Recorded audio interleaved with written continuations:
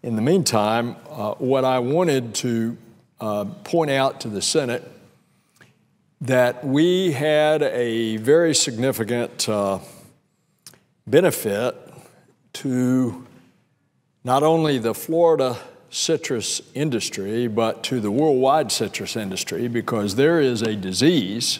It is a bacterial disease of all things. It's called citrus greening. Well, it's anything but that, because what it does, it kills a citrus tree within 5 years. And it has infected every grove in Florida. And when I say that the worldwide citrus industry is being threatened, I mean just that. This strain of bacteria came somewhere from Asia, has been imported not only into the United States, but in a lot of other countries that have moderate climates, warm climates, humid climates. There's another version that came from a different part of the world that is not as virulent. But what happens, this bacteria that has now been brought into this country, it's in Brazil as well, another major citrus producing country, and it is carried by a little insect called a psyllid. And the little psyllid carrying this bacteria bites into the tree. The bacteria gets into the sap, and it will kill the tree in 5 years, and there is no known cure. Well, if it's going to kill a tree in 5 years, you can see the potential for the destruction of what we have come to take as standard fare, that we're going to have orange juice on our breakfast table. And that those who enjoy the mild elixirs and mix certain elixirs with orange juice, called maybe mimosas, whatever, that this is going to be a thing of the past if we don't get serious about finding a cure for this disease. Now, the reason that it is so extraordinarily lethal for the United States and for the state of Florida is the fact that since every grove has been affected, and since almost all of our orange juice that we consume in the domestic consumption of the United States, I say almost all, the biggest percentage comes from Florida, some of it, a little bit, from California. Mostly the juice that's added to Florida juice comes from Brazil, but when there is a bumper crop in Florida, they don't have to ship it in refrigerated ships from Brazil. Well, we're going to have a whole way of life, a whole tradition. We're going to have domestic consumption that is threatened if we don't come up with a cure. Now, the Florida citrus industry, to their credit, has been taxing themselves, the growers, to produce a stream of revenue that will allow them to continue the research to trying to find a cure. We've gotten some limited amount also from the U.S. Department of Agriculture, and supplementing all of that with back at the time when we could make a specific appropriations request, otherwise called an earmark. This senator certainly was asking for appropriations to help find a cure to this dreaded disease. But we haven't found the cure. And we have to have a stream of revenue to keep this going. So since it is so difficult to pass anything around here these days, even the Citrus Trust Fund that I have filed, that last year we had a whole bunch of co-sponsors, but this year, of course, we're all wound around the axle here on passing anything if it has to do with the budget. what I did was go to the U.S. Department of Agriculture, and I said, help. We have to have some help immediately. And fortunately, the administration, and I talked to the Chief of Staff of the White House about how dire this situation is. We can't wait. So they have just announced yesterday that they are releasing $2 million immediately that will go into the USDA research station at Fort Pierce, Florida,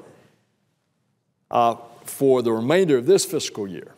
And in the next fiscal year, assuming that the Competitive Grants Fund is funded by the U.S. Congress for the Department of Agriculture, which we have to assume that that program is going to continue, that the USDA has set aside an amount of $5 million in the next fiscal year, starting October the 1st, that will go directly into this research. And they have agreed to set aside in the following 2 years $2 million and $2 million in each of those years, so that we've got a steady stream of funding of $11 million for research specifically for citrus greening. Now, California may have this bacteria.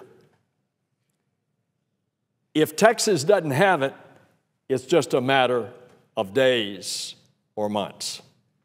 And the same with the citrus that is grown in Arizona. And of course, in a country like Brazil, which to their credit, some of the citrus growers in Brazil have actually contributed money to our U.S.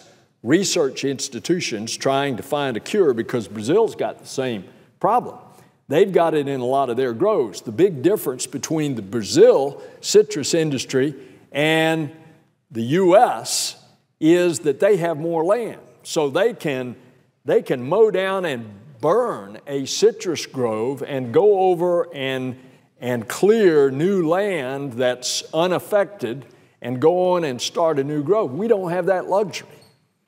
We don't in any of our citrus growing states in the Sun Belt, and certainly we don't have that luxury in Florida to just go out and find new land to plant new citrus groves. So this is a very significant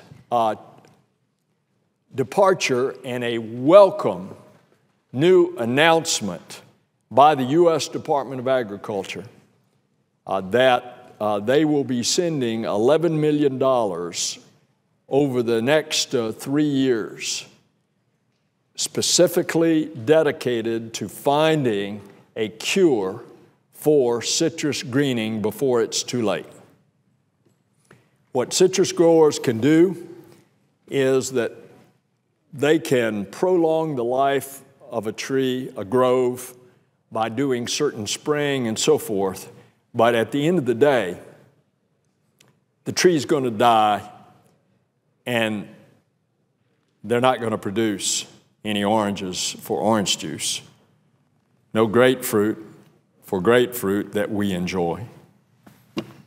And just so the rest of the Senate will understand, this industry is part of us as Floridians.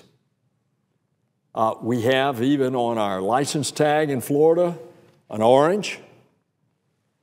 We have an industry that has been a mainstay of our economy for years and years.